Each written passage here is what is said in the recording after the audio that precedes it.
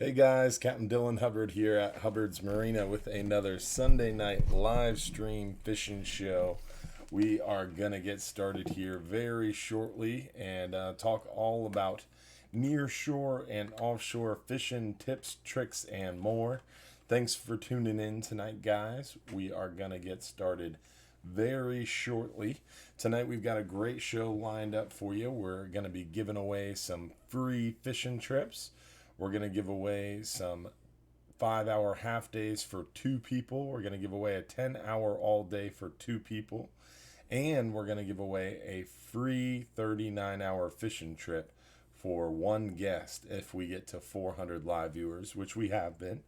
And tonight I've got Captain Frank with me. How you doing, Frank? Yes, sir. Back again, baby.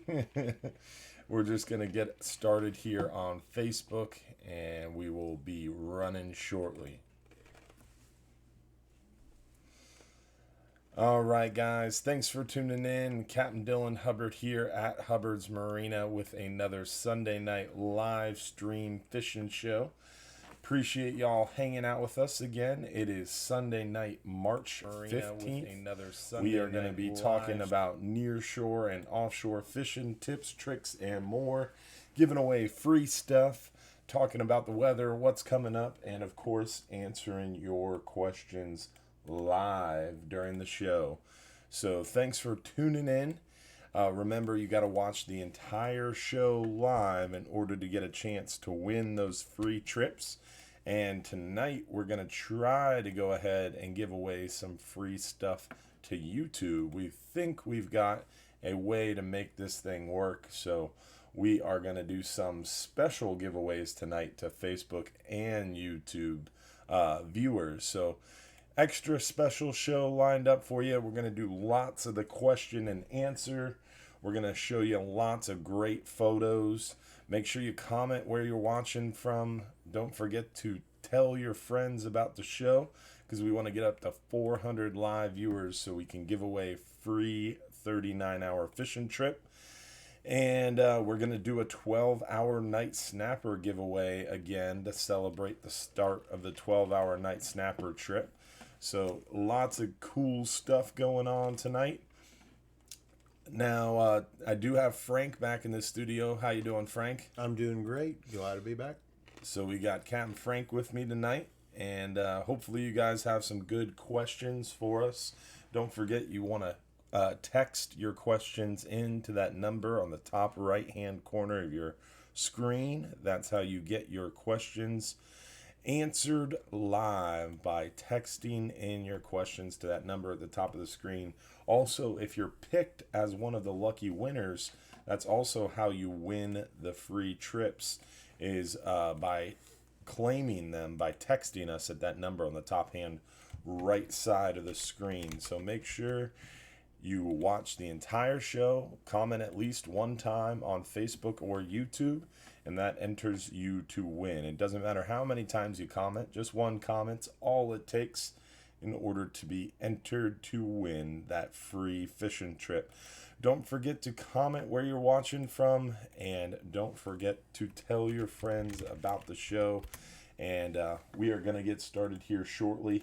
Remember, if you're watching live Sunday night, March 13th at 8:33 p.m., just bear with us. We're going to get started here very shortly. If you're not watching live, if it's not Sunday night, March 15th at 8:33 p.m., you can skip forward to where you see the video start. Am I forgetting anything, Frank? No, let's just do this, man. Let's talk fishing. All right, give me one more Hurry second. up, man. These people want to see our faces, man. I don't know. They want to see somebody's face. So. Yeah, don't be so hard on yourself. Tough crowd tonight. Yeah. And yet you keep coming back. I do. It's for the free liquor.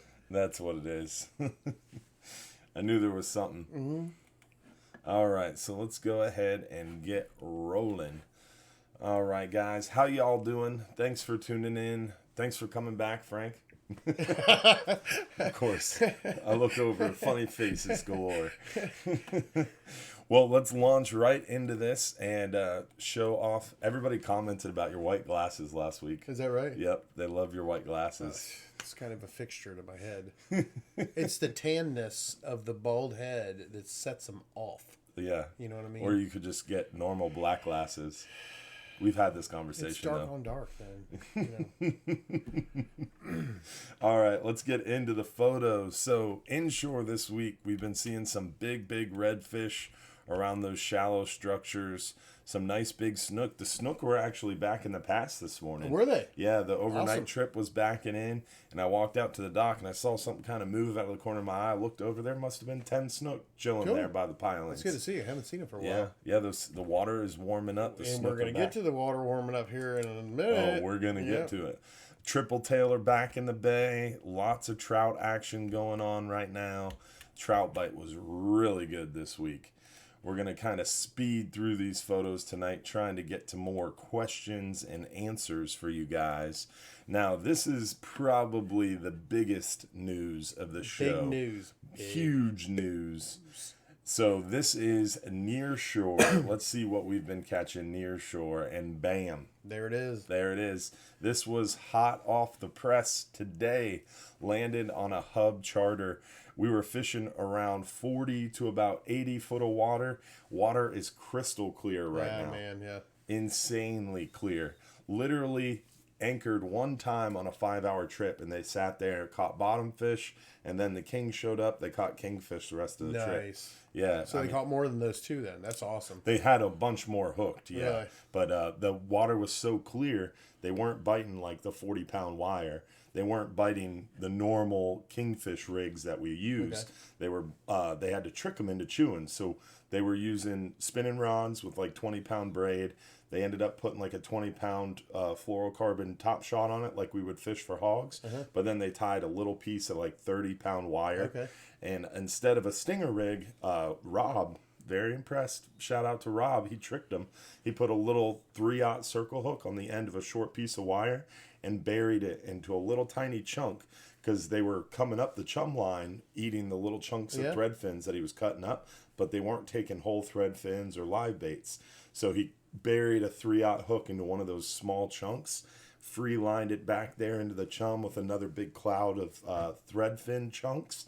Sure enough, they came up and crushed it. Nice. Yeah, so nice. They were definitely picky, finicky, hard to get chewing, but kingfish are here. They're good. That's great, That's man. it. That is. I've heard reports of them, but this is the first ones that we've put on the boat. The first keepers. Yeah. At least. We've got a few small ones. Yeah, little snakes, but it's great to see. Great to see, man. It's spring is sprung. Spring has sprung, and I'm glad to see it. We get Smokey all hyped up about not getting one. Smokey lost it. Yeah, he lost it. I think he did. Yeah. I think he did too. He's lost a step in his old age. I know he's not watching live, so we can say whatever we want about Smokey. Yeah, and he won't even watch. He's tomorrow. already asleep. He's watching Gunsmoke rubbing his belly. It's not Thirsty Thursday, so he's at home in bed. Yeah, but he didn't get one at all in the fall. Is that right? Yeah, I'm pretty sure. Oh my God. Pretty sure. That's so. very unlike Smokey, but we're gonna kick him in the pants, and we'll use Rob's secret maybe. So you could trick. I know. Seabass and Joe went out in the half day today, the afternoon trip, and they had set out to try to catch a kingfish. I never heard back, but I feel like if they would have caught one, they would have sent in the photo. Yeah. So I think Rob and Captain Sal on the hub were the big winners today on the kingfish bite. But the rest of these nearshore photos essentially are entirely made up of these beautiful hogfish. Yeah, we got some nice hogs this week for sure. I mean, the hogfish bite is just out of this world right now. Yeah. And the red groupers, Plus the red groupers. I mean, red grouper fishing has been really, really tough the last couple of years. It has. In the shallower stuff, in the 40 to 60 range or 40 to 70 range, where we would get one every once in a while on a half day, and then we do 4 years ago we used to pummel them there, and then it just shut off in a month, and then we hadn't seen them, but maybe one or two on an all day at most, and we got 5 of them on Tuesday. Wow, which was really surprising, and we got them drifting, and that's how we used to get them. We only drifted for an hour, maybe a half, maybe an hour and a half, and we were able to get them on the drift, and that's that's how we used to get them all the time. So I may at some point switch an all day to maybe half of the day for hogfish and the other half for drifting for red groupers. Yeah. To just try it out. I got to do it at some point because we used to pull 20, 30, 40 of them up to over 60. I got one day drifting. Yeah. So I might give that a whirl, and I'd like to see a dozen of them come up. Yeah, that'd be really nice to see those red grouper coming back. We've definitely seen a big uptick. We know you can get them in 130 feet. We know. You have a small boat. Right? The red grouper fishing is definitely better right around 120 right now, because that's the line. You can't catch and keep red grouper past the 20 fathom curve. That's where the closure line is right now. But we're seeing some of those big red grouper in shallower, like Frank said, around 40 to 70 foot of water, where historically we fished for and caught a ton of red grouper from 2009 until like 2016. And then last couple years, last 4 or 5 years, it's been really tough inside 100 foot to put together a nice catch of red grouper, but it seems to be coming back. Yeah. And another thing that just happened this week, Tuesday, by accident, when we were drifting for those red groupers in that little time, I was just trying to put, 25, 30 grunts on the boat every drift, a 10, 15-minute drift. And we ran across a spot that had somebody caught a little amberjack, then another person caught another little amberjack. Oops. And then all of a sudden, these lane snappers start coming up. And we just started raking them in. I was like, wow, this is weird. And then some vermilions start coming in. And the next thing you know, we're sitting there with 100 vermilions and 100 lane snappers. And I was like, wow, that's a really weird spot, So, again, we went to that same spot, anchored up on it on Thursday, and we damn near limited out on vermilion and lane snappers in an hour. We had 200 fish on the deck of that boat in 40 minutes. The guys we couldn't keep up with them. We were just, we were almost yelling at people, to be honest with you. They wouldn't take off their fish. I was like, take them off, put them on the deck, keep fishing, stop handing us fish, put them on the deck, because we were literally taking 10 fish at a time from one person at a time, taking them back and straining them. And I'm telling you, there's got to be thousands there. I've never seen it like that, Dylan. And even the mates all day mates that we've had for many years have said they've never seen anything like that. You don't have to measure one of the vermilions. Every one of them's been 12 inches or better, and the lane snappers are at least the same. And then we're getting a couple 2-3 pounders mixed in there. That's awesome. Oh man, it's killer. I'm anxious for our all days this week, and I can see already that the numbers are building for Tuesday. Because a lot of those people that came last Tuesday and Thursday with us, they just raked. You should have seen it, guys. The boxes were full to the top, and I'm talking with 27 people, not 60 people. We would know if we had a photo to show these people. Oh, got them. Oh, all right. There are some photos out there. I'll try to pull them. That was my fault. I thought we had enough with the hogfish. I didn't even think about taking a picture of the boxes topped off. It was really nice, and I'm super stoked about getting back out there on Tuesday and Thursday this week. Yeah, that's a great problem to have, full fish boxes.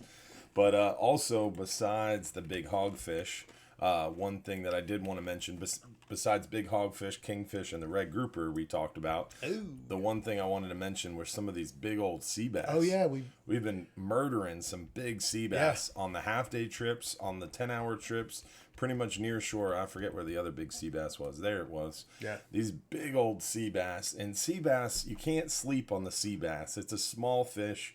Doesn't look that great in photos, but boy, when you fillet that thing open. That's white, super white meat. That is definitely a really, really good eating fish, too. So the sea bass are exciting as well. It's hard to believe that something could taste that good and stink so bad on the cleaning table.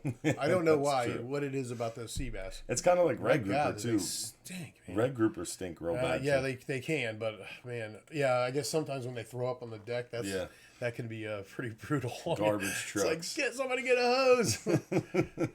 Well, I think we are going to get into these overnight photos here. We are going to do a giveaway here very shortly. Just waiting for our YouTube names to come in. And once we have our YouTube names in our inbox here, we will do a giveaway for those 5-hour half-day trips for 2 guests. But let's go into the overnight trip photos. We've had 2 39-hour trips this past week. a Tuesday midweek trip and a Friday overnight trip. And the overnight fishing was pretty darn good. We had a lot of these monster, beautiful gag grouper that we had to catch and release, unfortunately. Beautiful gags, beautiful gags. But we had some nice red grouper. We had some nice scamp grouper. Look at that fat red. Beautiful. It's a nice one. Some big, and you know what's interesting? Look at the night. It's nighttime. Oh, Yeah, you don't see a lot of red groupers at night. No. And they did pretty well on the red grouper through the night because the mangroves didn't really chew that well at night. So mangrove bite was a lot tougher at night. They ended up doing much better on the mangroves during the day. So I think that's what kind of helped the red grouper to cooperate for us at night because there wasn't the mangroves chewing up the bait on the bottom. They were able to soak the bottom a little bit and catch those red grouper, which are typically daytime caught fish. A lot of monster porgies. Some man, really... those porgies got the meat on them. Oh yeah, they got a lot of meat and they got a lot of fight to them too. Yeah, they do. You catch a big porgy like that, you think you got the hoss. And one thing we skipped over was this lionfish. I think this is probably in my top 3, if not top 5, favorite eaten fish. Incredibly good. I probably shouldn't tell people that because a lot of people don't keep them, and then I can talk people out of them. Yeah. So I take that back. It's terrible. You'll hate them. Very good of you. That's very good of you, Dylan. Yeah, you slice that sucker. Come out fishing with us. We'll take your fish. We're going to convince you to give your fish back to us. Just your lionfish. Right. way to twist it on Yeah, me. right? That's the size of that vermilion. Yeah, it's as big as Richie. Yeah, well... That's not saying much. If any of you guys have been out fishing with Richie, you know what we were talking about. He's our mate. He's not one of our clients, so we can make fun of him. Right. Mike Upham with a big mangrove snapper. Yeah, they got nice some... mangoes. And look at this. It's daytime. Daytime. The mangrove snapper, the vermilion snapper, yellowtail snapper, it was all daytime bites. The afternoon has been really good offshore on these 39-hour trips, and that was kind of similar to our all days and our half days this week too. The afternoon bites seemed to really be picking up. Look at that. That's another great eating fish right there. The old strawberry grouper. Deliciousness. Lots of red grouper or gag grouper and red snapper. We unfortunately had to catch and release. This guy wasn't so lucky. He got Same released. with the hogfish earlier. Yeah, he got released, but he got taxed. Look at the size of these vermilions, man. Monsters. Those are big vermilions. Good eating vermilions too, and we're getting a lot of these Almaco jacks. Almaco jacks we're able to keep, so excited about those Almaco jacks. Adding meat to the box. Got some fat red groupers. Look at that stringer. Some mangroves, some vermilions, a scamp, porgies, Almaco. Nice mixed bag right there. And this is only halfway through the trip. Sean Porchkey here, one of our regulars, goes fishing on that 39-hour a lot, and he did real well. Look at that monster lane, bro. That's a big lane. That's a honker. A big lane. I wish it was a better photo. That's a trophy size lane. It looks like from his gill plate forward would have been a keeper. Yeah, like, that's like a 8-inch gill plate. That is. It looks like it's big as a red snapper. It's a monster. How big was it? Did they weigh? I don't know. I wish we would have got a weight on it. It was a beautiful fish. Wish we would have got a weight and a little better photo, but great fish from the 39-hour trips. Lots of meat in the box. Big mangroves, big vermilions, big porgies, nice red grouper. Good mix of fish. So 39-hour fishing has been really good, and the loads are super light right now. Are we doing 2 this week? No, this week we only have 1. It's the weekend overnighter. We've got Friday overnight trip, but it is so light. I think we have like 14 people going out. Really? Yeah. My God, the weather looks like it's slick calm, right? Slick again, calm. just like it was last Sunday. We have 4 stern spots open this Friday on the 39-hour trip. That's how light the load is. It's crazy. Those of you guys that are wondering what time of year you should go, this is a pretty good time. It's a light load, and you can enjoy the weather out there, and you get a lot of one-on-one time with Will and Jason, and pick up a lot of tips and tricks. This Friday's overnight trip is a great opportunity to really catch a ton of different mixed bag of fish, practice your snapper catching skills, and have a great time out in the water in absolutely flat, calm conditions and it's not hot yet. So literally perfect weather conditions. And the pelagics are out there. I mean, I can't say enough good things. If I could do it, I'd be out there this weekend because it's just such a light load, such great conditions, really good fishing. Triggerfish are open. Definitely, if you got an opportunity, book that 39-hour this weekend. But it is time to do our first giveaway of the night. And for those of you watching on YouTube, pretty sure we have it figured out to where we can give away. Look at it. Look at it. Those are YouTube names, dog. Are they? Yeah. How do you know? Yeah. How do I know? It's because we just imported a file. We've got someone watching our show, writing down the names of the commenters on YouTube. Oh, that's what he's doing. And we're manually creating a giveaway list. It's pretty badass, huh? Yeah, so, if you're watching both at the same time... Yeah, you get 2 chances to win. Well, don't give them chances. Anyways, man, I'm trying to help the dumb people out. For those of you in the back. All right, let's figure this out. I got to zoom this in here. Get rid of that ad. There we go.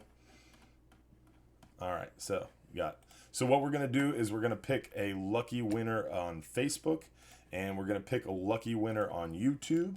And then what's going to happen is we're going to flip a coin to see who actually wins it. Oh. Fancy. Fancy. I think we should give them both. Just because it's the first time. You are really messing things up for me. All right, we'll flip But I guess you're right. We probably should because we haven't given away stuff on YouTube in a long time. So I just messed up, though. So we're going to have to fix this. Oh, man. What did I do? All right, we fixed it. I clicked the wrong button. All right, so we're going to give away a free trip on YouTube and a free trip on Facebook if I can stop clicking the wrong buttons.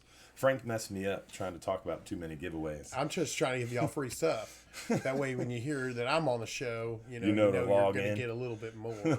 Okay. All right, so we are going to give the YouTube winner first. So if you win on YouTube, you're going to text that name or that phone number in the upper right-hand corner of the screen.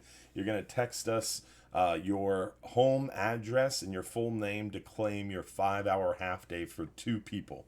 So on YouTube, Mr. Dennis Day, go ahead and text that number in the upper right-hand corner. Dennis Day from YouTube. Text me at that number your home address to claim your free trip. And it's got to be done quick because if it's not in about 10 minutes, you weren't watching live and you don't get a chance to win. So now we're going to do Facebook. So who won on Facebook?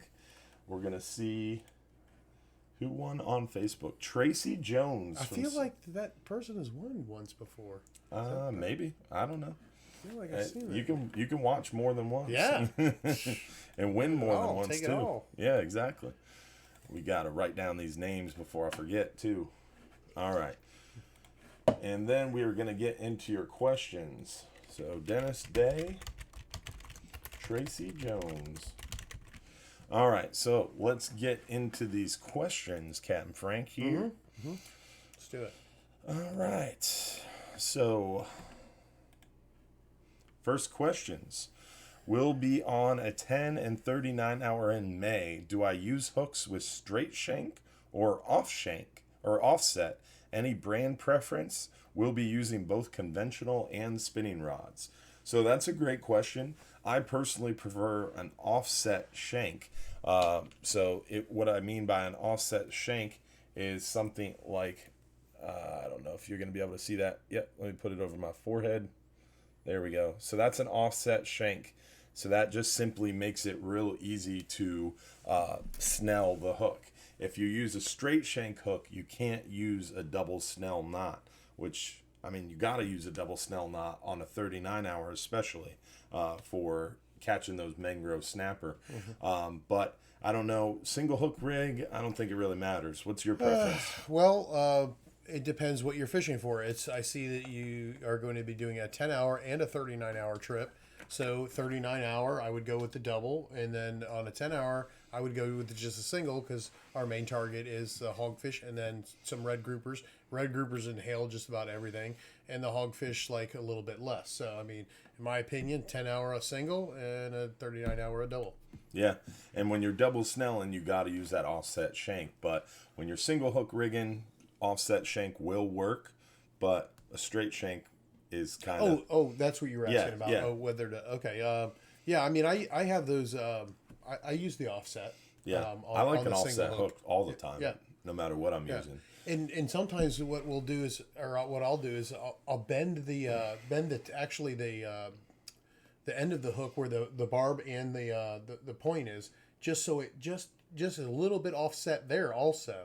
And I feel like that can sometimes... Well, the law states inline circle hooks, it can't be offset. I thought we were talking about offset J's. We're moving on. Okay. All right. So Venice, Florida on board. What's biting within 75 feet? Right now, I'd say hogfish probably. The hogfish, and then those red groupers are showing up. So, red groupers. Glad to see. Lane snapper. Yeah, lane snappers. And I know Venice is down south, so it gets deeper faster. So I would say probably hogfish would be your best bet. Do they have a lot of hogfish down there in Venice? I don't know. I don't know either. I know in our area we have a lot of hogfish, but Venice, Florida is pretty far south down there. But I know red grouper is biting well down there. What is it, about 40 miles? Venice? In a straight line, maybe. I have no idea. I'm so bad with geography. It's like Sarasota area, I think. I know it's south Sorry of Sarasota. for not knowing that, but we kind of stick to where we're at, to be honest with you. We go on vacation here. We go on staycations. We go, if we want a week off, well, I do. I grab the hotel on the beach. Yeah. That way I can go home to feed my dogs every day. And I have a kid, so a newborn, so I don't really go on vacation. All right, let's see. The next question is, my question for tonight is about September fishing. We are thinking about a private charter for the beginning of September. What can we expect to catch that is good eating? So in September, we have amberjack open if you're doing a long range trip. Amberjack are open May, August, September, and October. We also typically still have some kingfish and mackerel around if you're fishing near shore. Hogfish aren't biting that well in September. It's still pretty hot. I think we've been doing pretty good year round. I mean, we see some fluctuations. I like in March area. I like to fish during March for them, but I think that we'll still be getting them. Yeah. Who knows? That's a really... It depends on weather. And the depth. I mean, and what trip you're talking about. If you're talking about a half day, a 10-hour, 39, they're very, very different trips. And same with our 12-hour extreme trips that we do. It's, if you could be a little more specific, because that's just such a range of... what boat, that kind of thing. It's a big range of... we didn't miss that, right? Private charter, but it could still be a half day, a full day. Yeah, and if you're talking about the hub versus the flying hub too, that's dramatically different depths of water that you're fishing. Right. So you got to kind of narrow it down, and we can be a little bit more specific. Just about everything is in season, and if you're on a private charter, we can really try to target what you're looking for. We can really try to, we will be honest with you up front if we don't think it's going to be good, possible or very. If it's not going to be very good fishing, say if you wanted to catch kings, we say, hey man, the kings just haven't been around. We'll troll for you for a while, or we'll troll all day if you want to. But it's the probability of getting them is low. We're going to be honest with you about that, and we're going to say, or we could go over here and go bottom fishing and catch a bunch of grouper. That's and that's the benefit of private charter fishing. We have multiple different private charter boats. We do everything from fly fishing to bow fishing to gator hunting to offshore deep water fishing, whatever you want to do private charter fishing wise. We have a trip to go get them, or our partner, the Real Animals, Captain Mike Anderson, can set you up with someone who does it. So we have a little bit of everything private charter wise. And in the beginning of September, near shore and offshore, I would say near shore probably hogfish, maybe some mangroves, maybe red grouper, kingfish, mackerel. Offshore, amberjack, mangrove snapper, typically biting well, and hopefully some gag grouper will start chewing for us, but they bite better when the water's cooler, for sure. Let's see, is Frank the captain tomorrow for the 5-hour half day? You know what? I'm glad somebody asked that, and I'll tell you why. because last Monday, Yeah. or last Sunday night, we did the live show. I'm leaning back because I feel like this is a long answer. I'll do it really. I'll make it really short and sweet. Last Sunday we did the live show, and I told the people come out. Monday looks like really low numbers, and then we made the decision that we were going to take the second boat out. Yeah. Because we were going to come in late from the AM half day. So there was a few people that were watching our show, and they went out with Captain Joe. We had a terrible hog fishing day that day, and they ended up also they didn't get any hog fish either.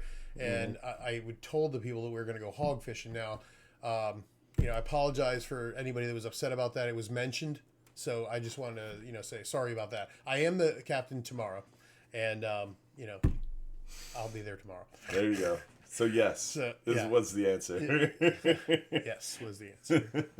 I said that we need to spend some time on some of these question and answers, and I didn't necessarily mean I was going to elaborate on each one of them, but I felt like I had to on that one.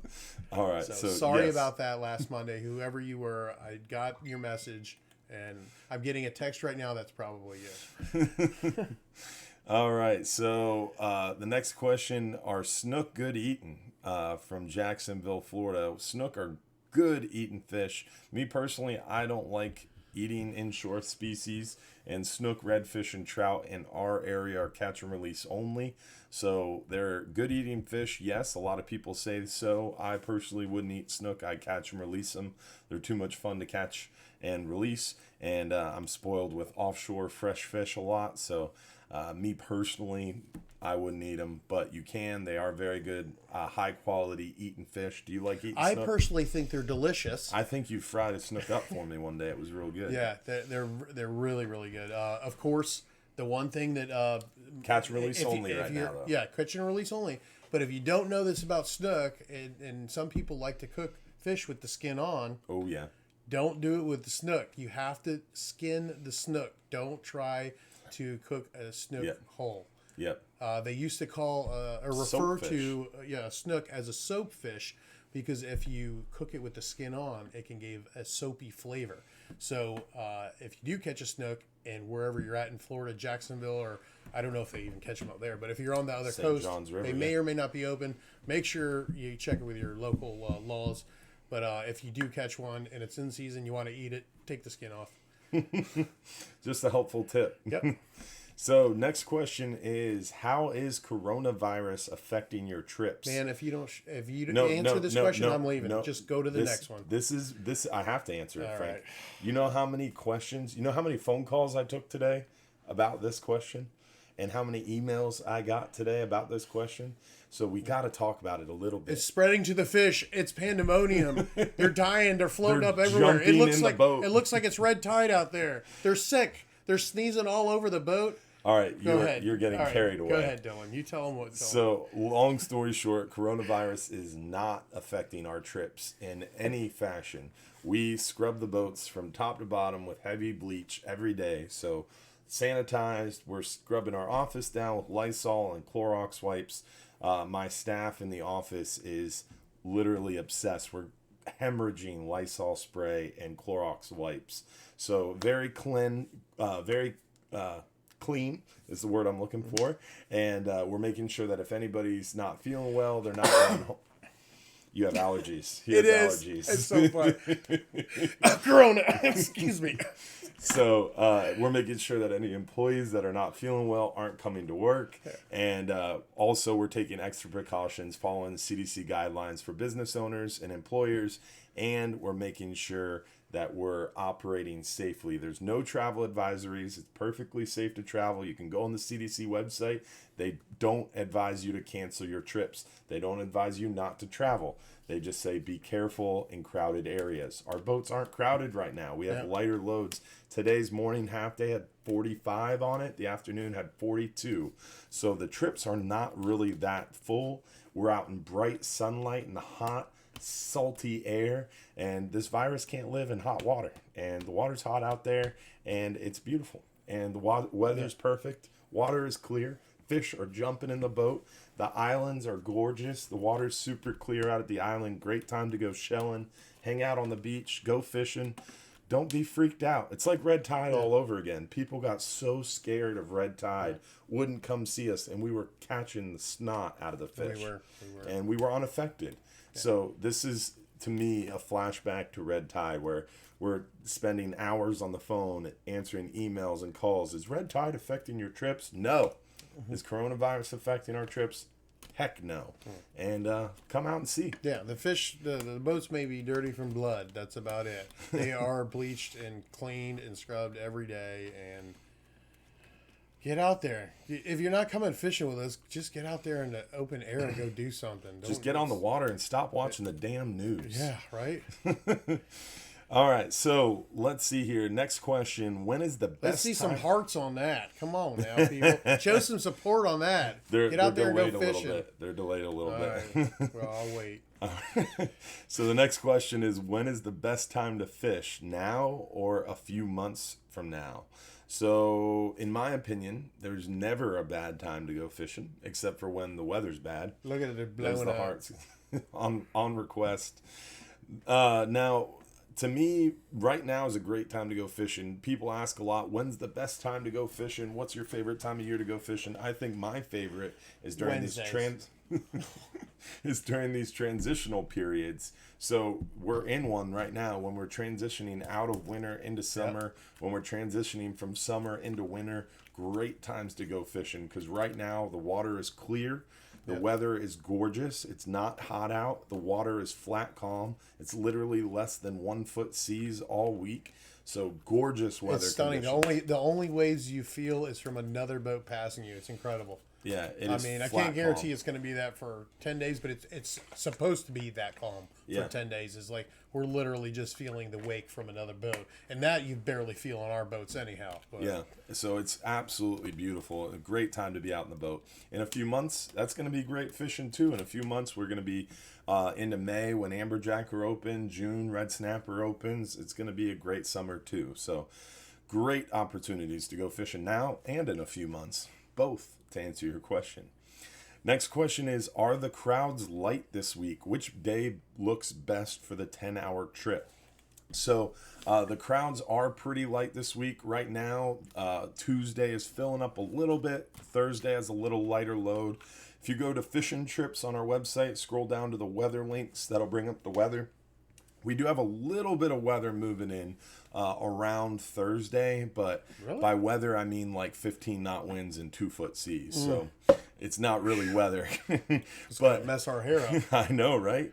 It's 1.5 foot seas Thursday. So that's the roughest we've seen in a long time. Which we would 2-3 weeks ago we'd have been like, yeah, we would have been praising, jumping up and down. Yeah, I prefer that, to be honest with you. Yeah, you need a little bit of anchor I would heading. rather have an anchor heading and know what my anchor heading is for the most part. Obviously, current does change a little bit, but on the when it's really low winds like it is Tuesday, it can put the wind picking up 1 or 2 knots will push the boat 30 degrees off. So long story short, the weather is gorgeous. Yeah. It looks really good Tuesday and really good Thursday. Lighter load on Thursday. Lighter load on Thursday for now, but it is spring break. Keep in mind this week is spring break, so trips are going to fill up a little bit more. But looking at the trips, I mean, Thursday for sure. light loads. Right now, Tuesday has about 40. Thursday has less than 20. So as we get later in this week, basically almost all our reservations are happening last minute because people are so freaked out, again, over essentially something that's not affecting our trips in the slightest and not affecting our fishing. So all our reservations are happening last minute. So if you look ahead to Tuesday, it looks like we don't have enough to really run our half-day trips, but then they'll bump up to 30 or 40 people. Sure. But long story short, super light loads all week long, especially on that 39-hour trip Friday, that 10-hour trip Thursday, the 12-hour night snapper coming up this Friday. How they do? Oh, they did really well. Did they? Yeah. I didn't hear. Yeah. I've been off for the weekend, so Yeah, Tom Miss Kelly went out there. I was talking to him this morning. He did the 10-hour trip with Captain Bobby this morning. He said they did well. He caught a bunch of mangrove snapper. Cool. But he's an advanced angler who fishes a lot, so I didn't get like a report from the boat. But no news is typically good news in my line of work. Apparently, if you know how to catch mangrove snappers, you can do pretty well. Right Yeah, now. the 12-hour night snapper is an advanced angler's trip, and there's a reason for that. I mean, mangrove snapper are tricky to catch, so it definitely makes it a little bit more difficult, but they are biting well out there. All right, so let's do another giveaway. I think it's time to do a giveaway for a 10-hour trip for 2 people. So let's see here. Whole lot more YouTube names this time. Yeah. Let's make sure we get the right file in here. So we're going to give away a 10-hour all-day trip for 2 guests to someone on YouTube, and then give a 10-hour all-day trip for 2 guests to someone on Facebook. So bear with us here. We're going to get this thing started up. So same thing, we're going to give away to YouTube first, then we're going to give away to Facebook next. So let's see here. Pick another name.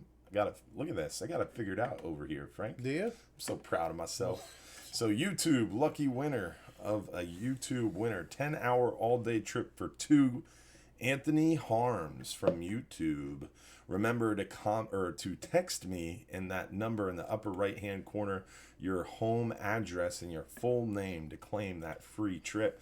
So from Facebook, 10-hour all day for 2 goes to Joe. Gorksos. All right, Joe for that. Joe. So make sure you text us again in that phone number in the upper right-hand corner your home address to claim that free trip. That's a 10-hour all-day trip for 2 guests. Anthony Harms. There we go. And make sure you do it fast to prove that you were watching live, because we want to make sure that you're watching live in order to make it fair to those who are watching live. So or you don't get nothing. Yep. Nothing. All right, let's get back into these questions. Let's see here. Tell us about the night snapper trips. Well, we just kind of talked about it. The mangroves bit pretty well on the past 12-hour night snapper. It was a little picky, but if you worked for them, you put together a pretty nice catch. We're seeing some mangroves, some vermilions, some of those Amico jacks, porgies, and then a few of those mangrove snappers. Maybe they want to know what when the trip is too. Oh, the 12-hour night snapper trips are Friday nights from 7 p.m. till 7 a.m. on Saturday morning, and they are around the moon phases, so they're not every Friday night, but we do have one coming up this Friday night. Yeah. So just pop on the website and you can see. Basically, one Fridays we don't have them is the new moon. We don't want to fish all night long on a new moon for mangrove snapper. Not my favorite time to night fish. Let's see here. Do the hogfish stay where they are at year round, or do they move out like grouper with water temperature change? There's a lot of research being done right now on the site fidelity of hogfish, and that's a fancy term for do they move around or do they stay at one site. So the site fidelity is believed to be pretty high for hogfish, meaning that they stay in one spot. So hogfish live in harems. So they'll have one big male hogfish and then a bunch of female hogfish. When that one male is removed, one of the females will actually change sex to a big male and become that dominant creature in that harem. So they typically make a little home and they hang out in that area year round. They might venture out away from it to scavenge and feed, but primarily they hang out in one spot. But in the summertime, they typically bite a little less. I think it's a lot to do with more pressure. They're getting spearfished a lot harder in the summertime. The water's clearer. They're a little bit more picky. Water temperature's higher. They get a little bit more lethargic. I think a lot of things go into it. But in the colder winter months, when they're not getting spearfishermen diving at them, shooting them in the face all the time, and water's a little bit more cloudy, they're a little less picky, and I think they get a little bit more frisky and aggressive. Okay, well, I don't know how how the science of it works. I know that I've got some spots where I've pulled 1,000 Yeah. hogfish off one spot, not in the same day, obviously, but where I've caught 20 on, 20, 30 times, and then 10 times, I've caught 10 on it, and so I don't know. I don't necessarily agree with it unless I have a spot that has 1,000 hogfish on it at all times. I don't know. I don't know. I'd have to see the data myself too. Yeah, I mean, it's still a work in progress. I mean, they're still working on tagging research and stuff. And there could be just a specific spring there. Who yeah, knows? but I mean, every fish moves around. Even if you have super high sight fidelity, there's still recruitment.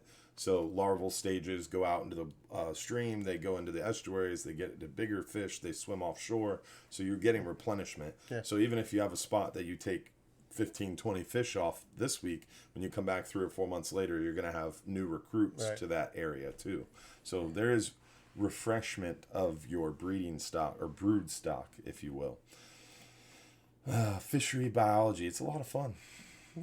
So Each your own. all right, which trip goes out to 100 feet? Will the 10-hour go that far?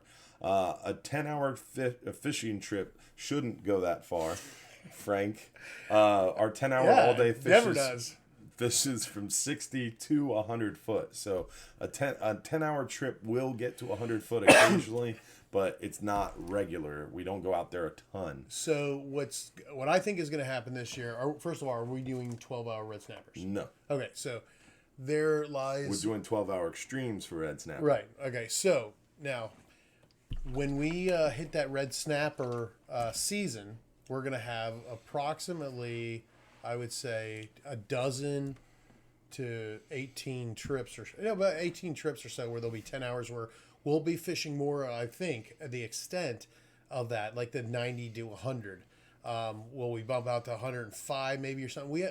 We all have a few spots where you can pick a few red snappers. Nothing that we could do 18 trips in a row on and make it a red snapper trip. But we may come back with just a few as a bycatch. You know what I'm saying? So this year, during that small time, we may get out that far. But in general, I haven't passed 72 feet in months. I mean, it seems to be 45 to 72 is kind of where we've been sticking, maybe 75. And maybe, Bobby goes a little further on Sundays. I'm not 100% certain. But he did have that fat red grouper today. That was a big one. Might have to check at that. So the next 4 questions were all about coronavirus. So we're skipping all 4 of those. Skipping that. Goodbye. All right. I'll answer those later via text message Just privately once I calm down. So next question. Some nice looking beeliners y'all got there. Some good eating fish. Great eating fish. I really like beeliners. Vermilion snapper, also called beeliners. Super, super good eating fish. They don't hold too well. I feel like they don't freeze too well, in my opinion. So typically when I catch a bunch of fish on an overnight trip, vermilions are going to be the ones that I either eat that night or give away to my friends who plan to eat them that night because they just don't hold up too well in the freezer. Mangrove snapper freeze really good. All those other species freeze a little better. My uncle makes, he calls them beeliner balls. And they're just some chopped up meat with the breadcrumbs, and he fries them into balls or patties. And you had me at fried it. Yeah, dipping sauce. Sure, I'll dip that now. Yeah, exactly. Yeah. So next question is about the Flying Hub 2. Is the Flying Hub 2 in service? The Flying Hub 2 got about $120,000 worth of work done to it, and we are currently... hands are tied right now by the Coast Guard. So we operate Coast Guard inspected vessels. Whenever you take 6 passengers or more offshore, you have to have a Coast Guard inspected vessel, which means the Coast Guard looks over the entire boat. They do the plans for it. They know the wiring. They look over all the wires, all the through holes. Basically, they go over our boats with fine-tooth combs to make sure they're safe for our passengers and our fishing friends. So long story short, we have these things called stability tests. So whenever we change something on a Coast Guard inspected vessel, if it changes the weight of the boat, we have to redo stability tests typically that means the Coast Guard coming out and looking at it and saying, you're good to go. In the case of the Flying Hub 2, $120,000 later, brand new 425 Yamahas from Central Marine. Gorgeous, gorgeous engines, boats running great. Unfortunately, the Coast Guard came out and said, we have to redo your stability. So that took a few weeks to get done. It got done. It sat on a desk in D.C. for almost 3 weeks before they gave us an answer that said they need more info. So we did a whole bunch of calculations, got them more info 24 hours later, and it has sat on the desk in D.C. again for another couple weeks. Long story short, we finally got an answer back at the end of last week saying they needed this one calculation redone. So we're supposed to hear something tomorrow morning or Tuesday morning.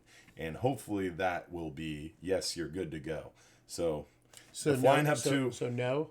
You You did it to me earlier. You did it to me earlier. Come on. Yeah, touche. All right. No. The answer is no, but the Maybe long tomorrow. drawn out answer is maybe tomorrow, or hopefully tomorrow, or it better gosh darn be tomorrow for the sake of somebody. But yes, it should be in service this week. I would Awesome. I would That's bet good to hear, bet man. on it. I can't wait to see how that boat performs, man. Yeah. Oh man, It's that's gonna be it's awesome. bad to the bone for sure. So next question is, can you still sign up for Salt Strong through the Hubbard's link? And yes, I'm pretty sure Salt Strong hasn't shut that down yet. So that is a buy one get 3 free deal. So if you sign up for Salt Strong, you get a year membership in their club, and then you also get all 3 of the courses that we filmed with Salt Strong for the price of basically a year membership. So you buy a year membership, you get 3 of our Hubbard's Marina courses absolutely free. Oh, excuse me. I just popped that link into the comments for you guys and texted the person who asked about that. So it didn't smell that bad. Calm down. Glad you guys can't smell that. Just in this for the antics. All right. So let's see here. What other questions do we have? I'm on the 39-hour trip July 31st with a few friends. One has no gear outside a spinning rod. I can loan him some gear, but how is your rental gear? Also, do we have to use circle hooks with natural bait? So the rule is when you're bottom fishing for bottom reef species with natural bait, you have to use an inline circle hook that's non-stainless. So that is the rule. That's the rule. That's what we tell you. That's what's on our rental rods and reels, because again, that's the rules. And our rental gear is nice. We have Bass Pro Shops Offshore Angler Sea Lion rods with Bass Pro Shops Offshore Angler Sea Fire reels. And we buy new ones almost every 6 months. So they're not super heavily beat up. We keep them really nice. We have a full-time guy working on them all the time to keep them nice. And our crew does such a good job keeping them looking good. So They do. So yes, our rental gear is not your typical party boat rental gear. They used to be an old Penn Long Beach, and we worked through some through things with Bass Pro Shops, and they've got us a great hooked rod us and up. reel, and yeah, it's really awesome. And then we do have a repair guy now that's his job, and to take care of those. And we have found that when they get to a certain point, we're just getting rid of them and getting new ones. I mean, it's you have really great quality reels, and I'll tell you, if you get one that is bad, we will absolutely give you the best one we have. Switch it out. Yeah, we'll switch it out for sure. Mm-hmm. And then we tag it, and we put it away, and not to ever come back to somebody else. Or if it's being able to be fixed, we get it fixed as quickly as possible. That's the goal. Yeah. So this is a good question. What is typically going on in the captain's mind when he sees fish, but they aren't biting? Well, we can't say that on a live show, what we're thinking when that happens. But I'd say that's probably the most frustrating thing. Well, the first 2 or 3 years I did this, it got to me bad. I mean, it was like, what is going on? Why won't why aren't they biting? I mean, that's like, and the people are looking to you for like, you are the professional here. You need to make a decision to make it happen. And, I get a lot of complaints, even still to this day, about moving around too much. Yeah. And that's one of the things you have to do. You have to keep moving around because although it might be a really bad bite, that time of the day, 4 or 5 stops in a row, you might hit one where just something happens down there in the bottom where they just change their mind for just that one stop, and you might go right back to a crappy spot. But if you don't move, it doesn't just happen. You don't just sit there for an hour and then all of a sudden, oh well, I guess it's time. What do you say? Well, I mean, that right there is a big example of the differences between captains, because Frank's of the opinion that you stick and move. You keep trying new things, trying new areas, move around. Even a mile move, something might be a little different. So that's the stick and move approach. My dad, Captain Brian, Captain Sam, who we used to have, those are all, I would say, I don't know how to put that. More soaking it. Yes, more of the soak it approach, where if they see fish on the fish finder, if they know fish are there, if it's a good bottom that they've caught fish before, they'll soak it a little longer. My dad's classic for soaking a spot 30 minutes, even upwards of 45 minutes sometimes, to see if those fish will come out and start feeding. I'm like 15 minutes. Yeah. I give them, because that happens quite often where you get to a spot and then 15 minutes later, one fish comes up, then it's 2, and that's 2 on the other side. And it might stop for a second, but if you know that they're there, and I do give it a solid 15 minutes. I have to. You have to do that. Yeah, you got to give them some time. You got to. I mean, to me, I think around 15 to about 30 minutes is a good starting point. And once you get past 30, 45 minutes, nothing's going to really change unless you're waiting for a tide change in 2 hours, and no one's going to sit there that long. Yeah. So I'll do maybe like two or three. If I hit the third spot and there is not any action whatsoever, I'm immediately changing depths at that point. And I'll just totally back off. Okay, no more hog fishing for the day. I'll shoot out there from that 45 to 55, maybe 60 feet that I'm normally fishing at, and I'll shoot out to the 72, maybe 75. And it's happened before where I've been out even there, and this just happened to me like 2 months ago, where I went out there and it was just nowhere I went. They just sometimes changing depth, even 5, 6, 7, 10 feet. Changing depth just a little bit's all you need to get them chewing. And then once you find them chewing in that depth, you can move up and down that depth and still be catching plenty of fish. Yeah, and in all honesty, it just all around, it just sucks. Yeah. Because you know what's down there. And 10% of your people believe in you. They've been with you, and they know what you're going to do. You're going to get up and move and really quick. And then the other, 90%, no, maybe it's not that much, but a lot of people are like, oh, this guy doesn't know, what he's doing. How long you've been working here? That kind of, When are we gonna start catching them? And what goes through my mind? I'd sure like to throw that guy out. Let's move on to the next one. Let's move on to the next one. All right. Can I bring my 16-year-old grandson fishing with me on a 39-hour trip? If so, do I need to get permission documents from his parents? If your grandson is in your care and his parents granted him permission to go with you, then we don't need any additional documentation. You're good. We see that all the time. Yeah, we see that a lot. We love seeing grandparents out there with their grandkids. And on a 39-hour trip, 12-hour trip, 44-hour trip, those are all specialty trips. We don't have kids rates because they're not really meant for kids. But if your kids are ready for some extreme long-range fishing and you feel they're ready for a 12-hour, 39-hour, 44-hour trip, and you feel they can handle it, and they're above the age of 13 years old, and they're big enough to handle some big fish, more power to them. Bring them on. Let's go fishing. Yeah. And even if they're a little bit below 13, we can work that out if they're time tested on some trips. And make sure you see the mates on the boat too. If you got a young fellow that's not used to fishing out there, get with the mates on the way out, and then when you start fishing, and make sure just ask them straight up, hey, am I doing this right? Am I telling it? Because some things may be different than they were years ago. If you're a grandparent, haven't been out there a while yourself, just get with the guys. The guys aren't going to lie to you. They're going to tell you the truth about it. So yeah. If anything that those mates tell you on that overnighter, they're going to give you the best info possible, as the mates do on every trip. Yeah. We're always there to help. Yep. Next question is, when do the tarpon come in, and are they prevalent, I think is what Probably, he's trying to probably. ask.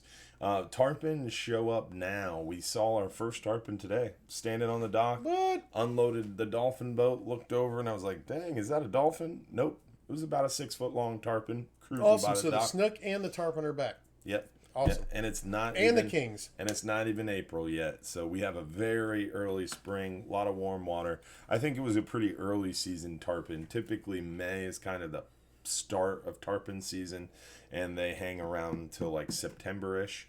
But definitely a lot of tarpon are showing up early. Yeah, I and if think, if they're prevalent, is what you're asking is if they're prevalent, just about every morning when they're here, just about every morning when I'm coming out Johns Pass Bridge, I see 'em one rolling. or two tarpon backs rolling right there between those fenders. Yeah. And you're not really supposed to fish there, but you can fish just outside the fenders. A lot of people use the pass crabs to do it. You can sit there and just pick up the pass crabs and the outgoing tide Yep. right around sunrise, just before or just after sunrise. If you can catch a real big outgoing tide right around sunrise, that's the best time to float a little pass crab out John's Pass, and you can smash them. Growing up, I did that a lot with my little flats boat. Wake up before sunrise, dip some crabs on the start of the outgoing, and then just drift through Paso Grill, Blinds Pass, John's Pass, one of them, any of them, and just super light line, pass crab on the surface, and you get smashed as you're coming out of the tarpon pass. and snook, same way. Yeah. Way. So another coronavirus question. I think this is about the 8th one. So I'm going to answer this one just because it's easy. Do you think coronavirus is going to affect your business? Well, we've only answered 30 questions or so, and 8 of them had to do with coronavirus. So that answers your question right there. It's definitely affecting business because people are freaked out. And I just... But it works out I for don't you get it. guys listening because we're having light loads. There's nothing in our area, and you get Well, there's nothing in John's Pass, and we're catching fish, and we're out in the water. We're not sitting there watching the hysteria unfold on the news. Right. You guys got to take a breath and stop buying toilet paper and go fishing. right. For the love of God, look at the next question. I Do you have- have enough I have- toilet paper on your boats? I have a bidet at my house, so I'm good. No one wants to know I've that. never used it. I'm just But saying. you're about to. But if the ship hits the fan, I'm gonna give it a shot. I'm gonna give it a So shot. we all know where we're going if we all Okay. run out of toilet paper. Captain Frank has a All right. bidet ready for us. Yeah, yeah.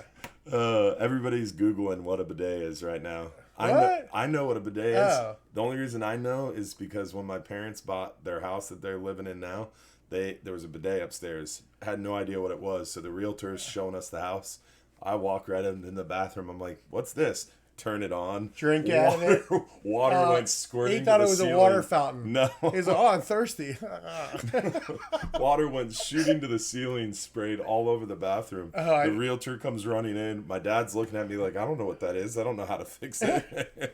It was Oh my hilarious. god! Yeah, I have no idea how to use it. There's some knobs on the top of it. Be careful. That's all I Be know. careful. It goes on Yeah. high fast. Let's see here. I'm booked for an overnighter April 3rd. Any chance you guys would cancel due to coronavirus? I feel like there's a trend in these questions. The answer is no. We literally have an auto. Look at this. Look at this. I've got an auto template. So I just copy and paste. Send.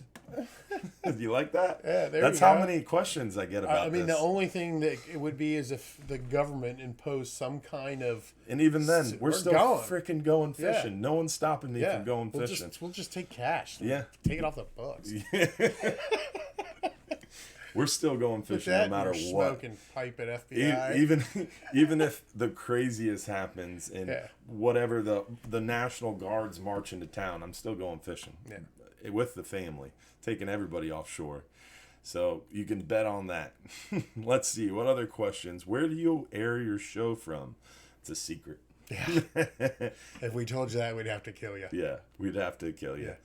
Let's see here. How can you clean a shark without getting ammonia tested? Ammonia tastes in the meat.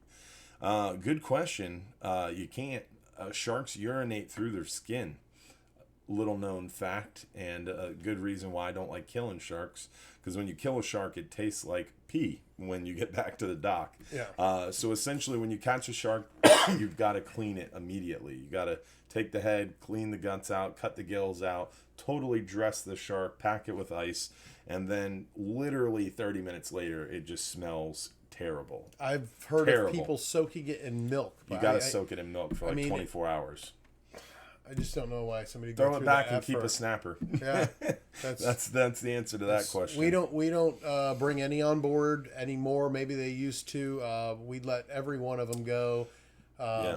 After that 10-foot bull shark that we caught and killed because the customer basically demanded it, and it was perfectly legal and everything was hunky dory. But then we got death threats for like 6 months about it. We no longer kill sharks. We practice catch and release on sharks. Take your photos and send it on its way, because we're not going through that again. Who's the captain on Tuesday's 10 hour? This guy. The white Next. sunglasses to the left. Let's see here. What's the next question? How to land a fish bigger than your tackle can handle. Hooked up on an amberjack with mangrove snapper tackle this week. Got broke off in the bottom after 2 digs.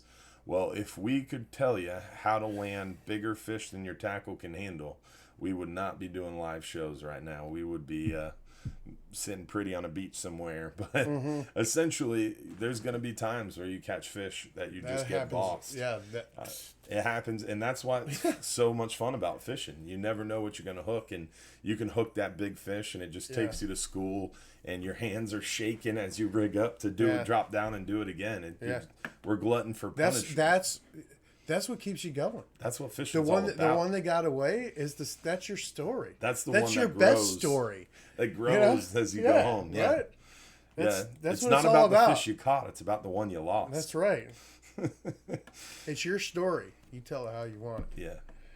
All right, let's see here. Hey, Captain Dylan and Captain Frank, great show. Watching you both on YouTube. Still up in Vermont, ice fishing with naked ball jigs, catching rainbow trout, brook trout, and working on a monster pike. Oh my goodness. They're asking about that's Todd Cron, TK. Cool. That's owner of Naked Ball Jigs. Nice. Todd was gracious enough to give me a couple boxes of naked ball jigs. Me and my crew used them the entire day. They performed awesome. We got more grunts than we could ever handle. Great snappers that we could ever handle. Plenty of lanes. We got keeper red groupers. It was a great day. We came in. We checked in. We were probably in the first 75 people to get checked in, and we had 3rd, 6th, and 9th place. We ended up getting knocked out at the end, and there were some people holding some big ones back at the end, apparently. But it was cool. We enjoyed it, and I still stand behind those the naked ball jigs as far as any of the. I know there's lots of different kinds that people are coming up with now. I really believe it's the chain rattle of those the naked ball jigs that does it for me, and for the people on my boat. I have most of my regulars. That's what they tend to use, and they work really well. Yeah, they work really well. So I appreciate you giving me those, Todd. I use them the entire day because I feel that they work, better than anything else. So that's my opinion. They work really well. Yeah. I do like them a lot. For the hog fishing, if you're coming out on the 10-hour trip with me, make sure you pop a couple of those in your box before you come out. And March 21st, great segue, Cam Frank. March 21st, 3 p.m. we'll be at Bass Pro Shops Tampa, and Todd gave me a big old box of naked ball jigs. So we're going to do some raffles for some free naked ball jigs at the Tampa Bass Pro Shops seminar March 21st. And Cleanse Oil sent me a big old box of samples that we're going to give away too. So March 21st, 3 p.m., make sure you show up, Tampa Bass Pro Shops. Man, he's handing out those naked balls left and right. Yeah. I see what you did there. I don't appreciate it, but I see what you did there. I don't understand what he's talking about. Let's go on to. Are we ready for the overnight trip here? Yeah, we're gonna. Right. Well, we got to give away our 12-hour night snapper first. We forgot about that one. Oh boy. But I mean, I appreciate what you did, Frank, giving away some extra trips in the beginning. But we're not gonna go crazy on the The 12-hour night snapper. Right. And the I understand. 39er. All right. So we gave away YouTube and Facebook for the 12-hour night snapper and the for the 5-hour half day and the 10-hour all days for 2. But we're going to give away our 12-hour night snapper for 1 guest now. And then we're going to give away a 39-hour trip for 1 guest next. But those are going to be just either YouTube or Facebook. So we're going to pick a winner for YouTube. We're going to pick a winner for Facebook. And then we're going to roll or flip a coin and see who wins. Well, how about whatever we do for one, we give away the other one on the other one? No, we got to keep it fair. They want to both have chances to win either trip. We could if we flipped it right now. No, we're going to...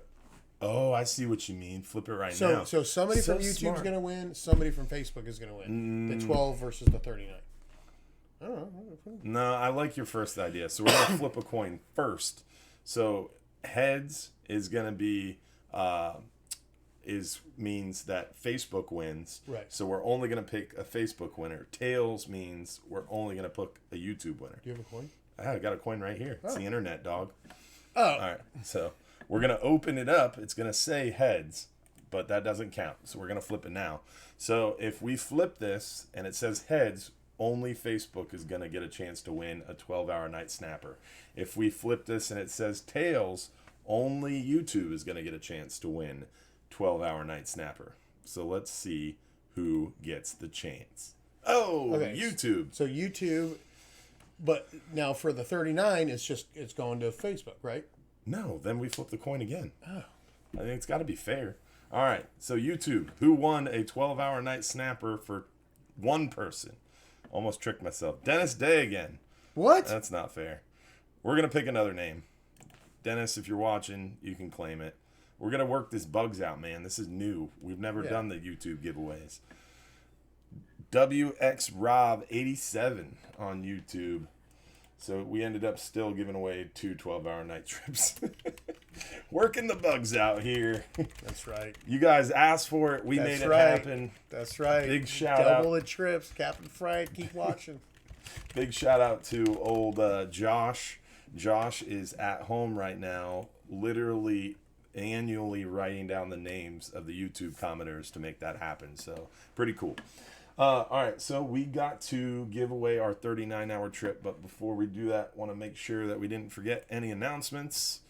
We talked about Kingfisher here. We talked about how the water is crystal clear. The water is flat calm. The loads are super light, especially Friday night's night snapper and Friday's 39-hour and Thursday's 10-hour. Didn't get a chance to get to descender devices versus venting tools. We want to talk about that on an upcoming show. We talked about the light load on our 39-hour. Talked about the Flying Hub 2. So we pretty much covered everything pressing. March 21st, that Bass Pro Shop seminar. I want to make sure everybody makes that. We've also got our Red Snapper season opening up. Red Snapper is open June 1st through the August 2nd at 12:01 a.m., meaning August 1st is the last day to get them. So June 1st through the end of the day, August 1st, is the time to get your red snapper. Did I get that right? You don't know. I wasn't listening. I'm reading stuff. There's so much going on here. Yeah, I'm like, there's where do I look? screens. Where do I put my hands? All right, so let's figure this out here. We are going to see who won or who gets a chance to win a 39-hour trip for 1 person. So let's see. So it's going to say tails. That doesn't count. We're going to flip it again. If it's heads, Facebook gets a chance to win. If it's tails, YouTube gets a chance to win. Right? That's what we said? Yeah, that's what you said the last All time. right, let's figure it out. Tails. Should Tails. we just give it to Dennis Day now? Such a... let's figure this out. All right, so YouTube, 39-hour trip for 1 person. Winner is Pat Beyond. That's awesome. Pat and his mom went fishing today on the Hub. That was the gentleman who was showing off those kingfish. Get out of here. Yeah, Wow, that's yeah, good day for him. He That's went right. fishing with his mom, caught some keeper kings, and he won a 39-hour trip for 1 person. So that's You guys pretty do cool. remember in the beginning of the show, I told you to get on YouTube also Yeah. So Well, if you didn't listen to me then, we've been having problems. We haven't been able to give away any trips Right. on YouTube. Right. So everybody's been really, really asking about that. So we actually kind of figured out this plan today of taking down names manually and entering them into a spreadsheet and then using that spreadsheet to generate random names. So it was a long, really roundabout process. that's a lot of work to do. Yeah, Josh has literally been typing this whole show. I would have made those people get on Facebook. We tried, but know. that didn't work. People were still upset. So I'm sure some people are probably upset that we gave away a lot of trips to YouTube tonight instead of Facebook. But I can't make everybody happy. All we can do is try. Either way, it was all still a random thing. So Yeah, it was all random. It was all in the name of love. right. Well, we'll see you March 21st at Bass Pro Shops. Remember, if you're too busy to go fishing, you're just too darn busy, please come and see us this week. There is absolutely no worries about anything other than catching fish and having a great time on the water. That's right. Let's do it. I'm looking forward to taking you guys. Come on out. Shake and bake. See you guys. Have a good night.